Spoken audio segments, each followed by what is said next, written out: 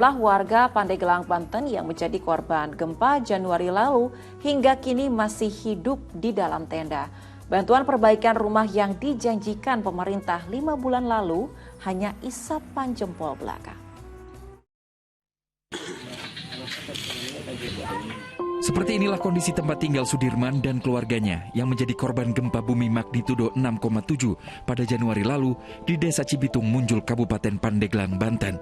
Ia bersama istri dan kedua anaknya harus hidup seadanya di dalam tenda yang pernah dibangun Kementerian Sosial pasca kejadian gempa. Sudirman mengaku sudah 5 bulan berjalan hidup di dalam tenda. Janji pemerintah yang akan membantu membangun kembali rumahnya terasa hanya seperti mimpi belaka. Wakil Presiden cuma nyuruh sabar, ntar juga rumahnya dibikinin lagi. Kalau bisa sana tanahnya nggak bisa dibangun, mau digeser. Tapi alhamdulillah sampai sekarang belum ada ini, saya masih di dalam tenda. Udah berapa bulan, Pak? Ya sekitar 4 bulan lebih lah perhitungannya. 4 bulan lebih Bapak tinggal di sini? 4 bulan, perasaan udah setahun. Adapun puluhan sak semen dan ribuan batu bata merupakan pemberian dari para relawan. Ia tak kuat membangun rumahnya sendiri karena dirinya hanya pekerja serabutan, di mana penghasilannya hanya cukup untuk makan sehari-hari. Kisah Sudirman merupakan satu dari 11 warga lainnya yang sempat dikunjungi oleh Wakil Presiden dan dijanjikan akan diberi bantuan perbaikan rumah. Hingga kini Sudirman terus memperjuangkan janji bantuan pemerintah. Ia berharap mimpi memiliki rumah kembali dapat terwujud. Ariel Maranus melaporkan dari Kabupaten Pandeglang, Banten. Kita doakan bersama semoga para korban gempa cepat mendapatkan bantuan agar bisa merasakan kenyamanan tidur di dalam rumah kembali. Amin ya rabbal alamin. Nah, Pak Ustaz, ini bagaimana Islam mengajarkan kita tentang tolong menolong? Allah Subhanahu wa taala berfirman, "Wa ta'awanu 'alal birri wat taqwa." Kalian saling tolong menolong dalam kebaikan dan takwa. Karena suatu saat kita menolong, namun suatu saat kitalah yang memohon atau sangat membutuhkan pertolongan. Tidak ada di dunia ini manusia yang tidak membutuhkan pertolongan. Maka janji dari Nabi, orang yang menolong, dia akan ditolong oleh Allah Subhanahu wa taala.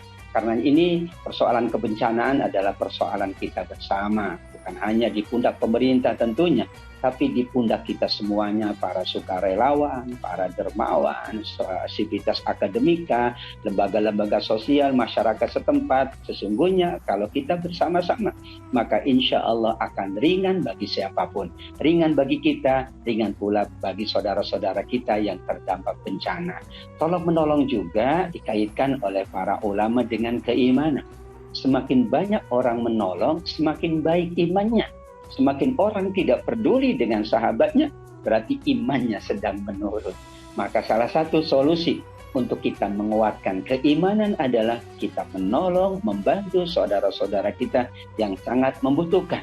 Demikian juga bantuan kita di dunia adalah pertolongan Allah di akhirat. Kalau kita gemar, kita empati, kita peduli, maka di dunia Allah akan ganti pertolongan kita dengan sekian banyak kenikmatan. Tapi lebih dari itu, Allah siapkan kenikmatan-kenikmatan, keagungan-keagungan di dalam surga. Karena apa yang kita tolong menjadi representasi dari nikmat surga. Kita menolong dengan makanan, nanti makanan diganti oleh Allah dengan makanan yang sangat mulia. Kita menolong dengan kenikmatan, maka diganti dengan kenikmatan-kenikmatan yang lebih agung lagi. Karenanya insya Allah ini kewajiban bersama, dan ini adalah bagian dari kita ingin menguji keimanan kita sejauh mana kita saling tolong-menolong di antara kita. Yakinlah kita menolong, suatu saat pula kita akan ditolong oleh saudara-saudara kita, sahabat-sahabat kita, dan masyarakat kita semua. Baik, terima kasih Pak Ustaz. Nah, ini pertanyaan selanjutnya memang dari informasi tadi, ini kan pemerintah sudah menjanjikan bahwa ada perbaikan dari 5 bulan yang lalu, tapi kan pada nyatanya sampai hari ini belum ada juga. Nah, dalam Islam, seperti apa sih peran pemerintah untuk membantu masyarakat yang terkena musibah, Pak Ustaz? Ya, kewajiban dari pemerintah, dari siapapun adalah kewajiban yang bersifat mutlak.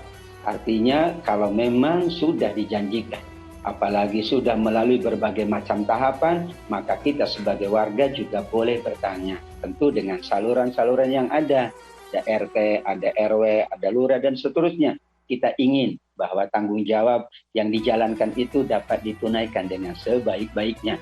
Bukan kita memaksakan, Tapi karena sudah dijanjikan, dan janji itu kata Nabi adalah hutang.